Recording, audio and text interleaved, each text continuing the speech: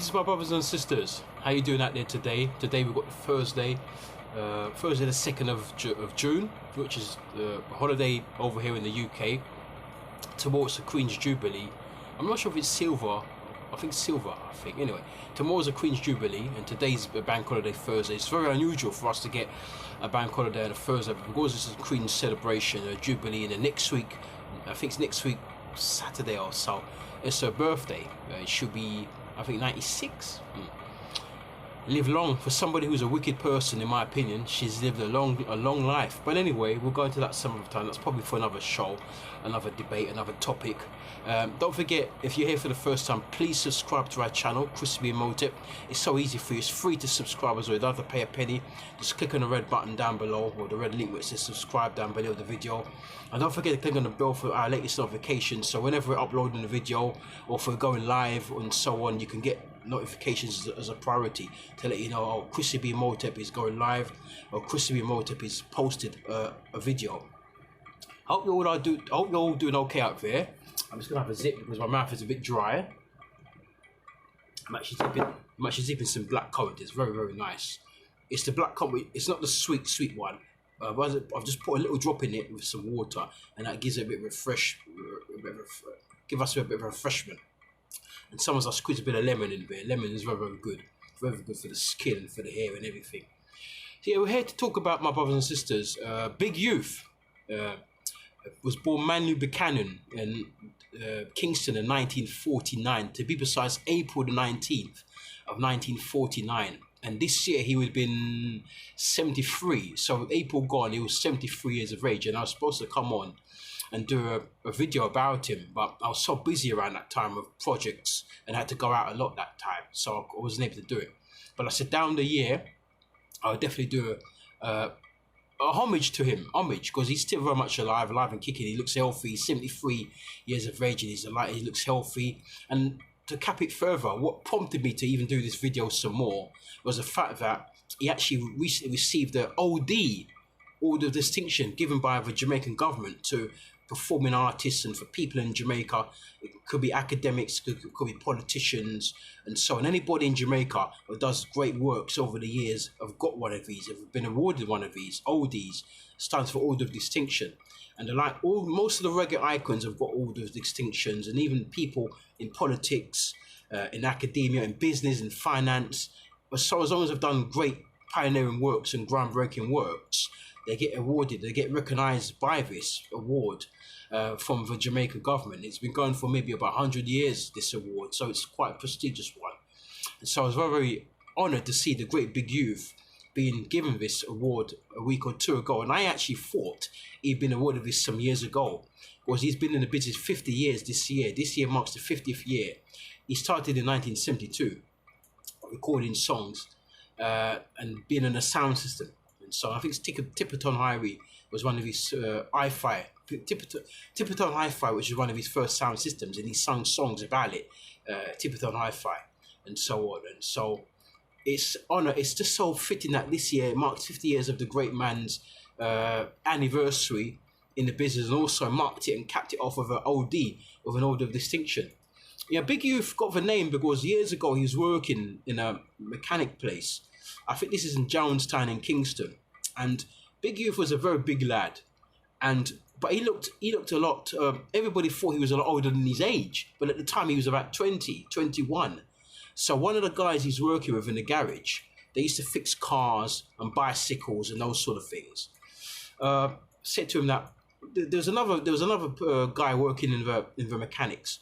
So there's Big Youth, this other guy, and this other guy, and there's other guys as well. But this particular guy was always referring to Big Youth as Youth, yeah. And then another guy said, how come he's calling you Youth when you're so big? And so the two names just sort of stuck. So from then on, his colleagues were calling him Big Youth, yeah. And so when he went out there to perform sound systems and so on, the name would caught on, and then people started calling him Big Youth. So he just took the name and he coined it, and he used a lot of merchandise and memorabilia out of that name, because he's got T-shirts of Big Youth, all this merchandise. So he's capitalised on that name fondly, and of course he comes under aliases of Big Youth. But because really, as I said at the start of the video, he was born Manu Augustus Buchanan, Manly Augustus Buchanan. That's his name. But Big Youth is a moniker. A lot of DJs in Jamaica don't use their real names as their DJ names. They use monikers as a, like, for example, Shabba Ranks. Shabba Ranks, his name's Rexton Gordon. But people call him Shabba Ranks. That's just one example. Mike Myrie, Buju Banton, but people call him Buju Banton as a reference, as a moniker, as an alias, as an alias. So these things, this would start with. I mean, Big U loved mechanics, but he always wanted to get into music, and he got his big break with Prince Buster, the great Prince Buster, in 1972. And very, very soon, an album will be named Chichi One, which featured some Big Youth songs. I think Big Youth said there's only 4 songs on the album, Chichi One, but that's his first album, as you've seen up on the screen here now. And we had that album many years ago. My father, when he left home, when he left me, because I was my father and my grandfather and my grandfather's wife, which is my dad's mother. They kind of raised me because my mother was too ill to raise me. So when my father left the family home and went to get married to his lady, he left all of his albums there.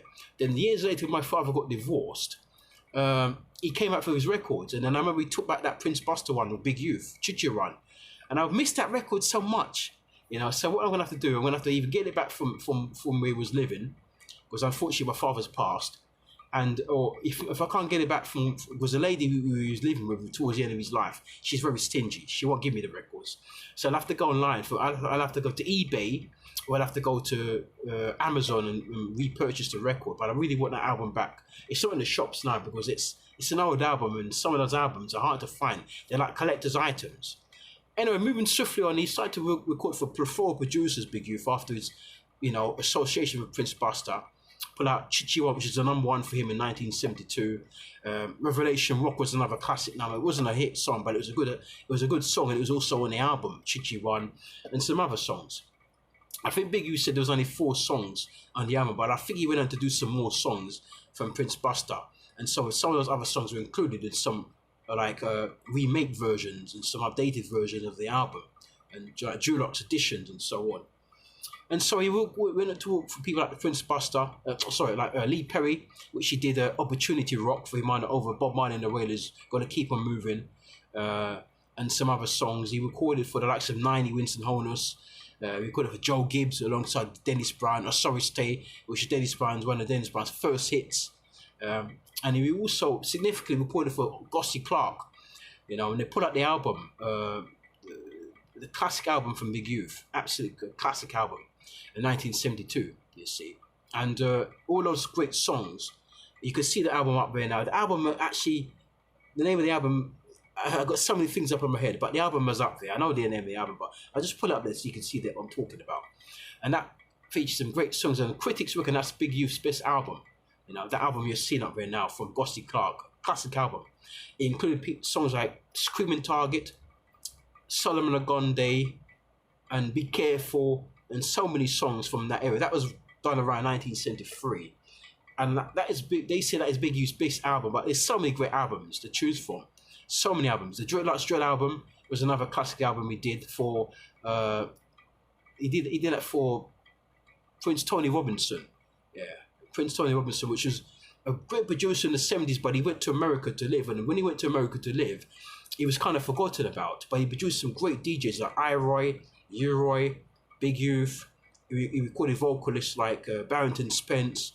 I think Ken Booth also recorded for him as well. A lot of great singers and DJs recorded for Prince Tony Robinson. And Prince Tony Robinson came from a wealthy family in Jamaica because I believe that his family owned buses in Jamaica.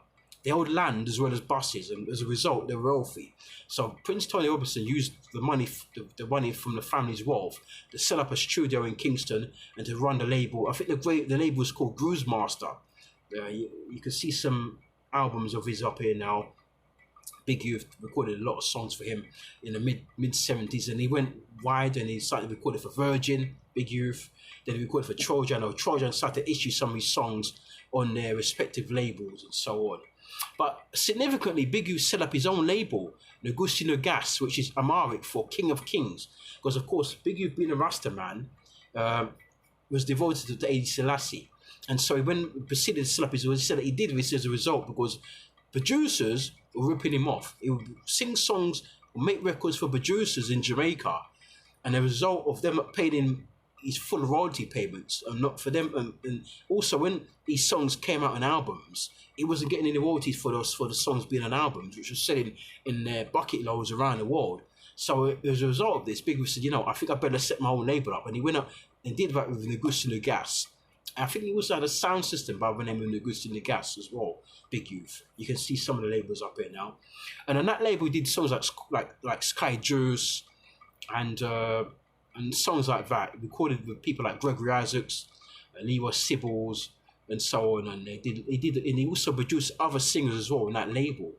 And so he went forward, and he believed that he said that he was the first person to actually produce the I3s, which consisted of course, Bob Marley's wife, Rita Marley, Judy Marriott, and the Queen of Reggae, Marcia Griffiths. And as you know, the I3s, when Peter and Bunny left Bob Marley was like his main guys who we started singing with from the 60s were no longer there. So he needed somebody to back him up, and he went for women this time. And he went for the I3s. But I never knew that Big Youth until I read some stuff years ago, that Big Youth was the first one to actually produce the I3s and put the I3s on record and make them sing songs on record for the first time. I thought it was Bob Marley. I never realized that it was Big Youth. So these things have got to be spoken about. These things have got to be brought to public light. They've got to be brought to public attention for the ones and ones, for the people around the world who are watching these videos now, to get a full dose of what's going on. And that's why we've got to come in here and do these videos. I'm not on the radio at the moment, so at least I've got the platform of the internet and YouTube. So that's why I take this opportunity to do as much as I can for YouTube about the reggae music, the history of it. I do my thing. Other people could do their things. Teach them do their thing. I never knew do their thing. Wayne Lonesome does his thing. All the other guys, all my other rivals and competitors do their own thing, but I do this because I'm a historian. So I'm not going to come and talk about the latest bit bashment, the latest dancehall. I'm a historian. I talk about the grassroots of the music. If you look at my post from the day I started my post, it was all about the foundation work from the 40s and the 50s, and we're going to do some more about that in the coming months, Jah willing. So this is a bit about Big Youth, some classic numbers. Cool Breeze he did in 1973 for the great Derek Harriott. As I said, after he left Prince Buster in 1972, he recorded for plethora producers. He went to become like a freelance, reggae DJ. Big Youth was also responsible for bringing a new energy into the music when he started to chant and sing about Haile Selassie. No DJ had done that before. Singers would do it before, but no DJ actually came on the mic and started toasting and rapping about, black oppression around the world, the Black Power movement, the black struggle in America, the civil rights movement, the Rastafari movement. U-Roy wasn't doing it. He was just doing drive talking. And then I-Roy probably did it a bit, but it was between I-Roy and Big Youth who did it first. I first heard I-Roy, I've got to say, but Big Youth I've read somewhere that was the first one to actually go on stage and flush his locks and go like this and sport red, gold and green dentures and red, gold and green merchandise and red, gold and green headbands. He was the first one to do it. Then afterwards, I-Roy caught on, and then eventually the Godfather, U-Roy, caught on. And even people like Dillinger, Dennis Al Capone and those guys, Trinity, Prince Jazzbo, those guys eventually would start to incorporate Rastafari elements and phrases into their songs. Speak about the Emperor, Haile Selassie from Ethiopia. Speak about the Black Liberation Movement, Marcus Garvey, Malcolm X, Martin Luther King, etc., etc., etc. So Big Youth is pioneering works in that regard for bringing bringing culturalism into the music, and a domino effect on those other DJs around him as well at the time. And even if they were there before he was, which U-Roy was, I think I-Roy started recording in 70, 2 years before Big Youth started recording. Dennis Al Capone started recording about 69, 3 years before Big Youth. So those guys who were there before him, and of course U-Roy started in 68, 69, will start to copy Big Youth and say, you know what, we're going to have to start talking about Selassie now. We're going to have to start talking about the black struggle. And they started to incorporate those topics, those utterances into their songs in the mid to late 70s going further. But Big Youth was the first to do it in the early 70s. He's the first one to do it. And then I-Roy probably the second one. But anyway, brothers and sisters, so we're happy to speak about Big Youth here. As I said, if you've not subscribed, please do so now. Click on the bell for our latest notifications for when we go live. And I'm gonna say we're gonna be going live, but not now. We're waiting to get some more subscribers first. Then we're gonna go, and also I need equipment, I need mics and so on. But that's probably 2 or 3, 4, 5 months down the line. But we're gonna see what happens, and then hopefully by about, I'll say June, July. Hopefully by maybe all October, November of this year, Joe willing, we should be going live. And so on. So you can come up to us and speak to us live in a moment. If you've got any questions, we can answer it. And I'm going to start doing collaborations with other YouTube video creators. You know, reggae. I wouldn't mind doing a link up with Wayne Lonesome and some others. So if you've got anybody you want us to do a collaboration with, leave your comments down below. Write it down below. And then we look into it. We try and get into contact with those people we want us to do a collaboration with, and then we'll do it. And don't forget, as I said, when we get to 1,000 subscribers, we're gonna give away some prizes. I think I'm gonna give away 4 prizes. So 4 lucky watchers, 4 lucky subscribers will get a prize, and they have to be based in the UK. You can't be based overseas. It have to be based solely, I'm afraid, in the UK. So if you come from England, Ireland, I could do Ireland. So England, Ireland, Scotland, and Wales.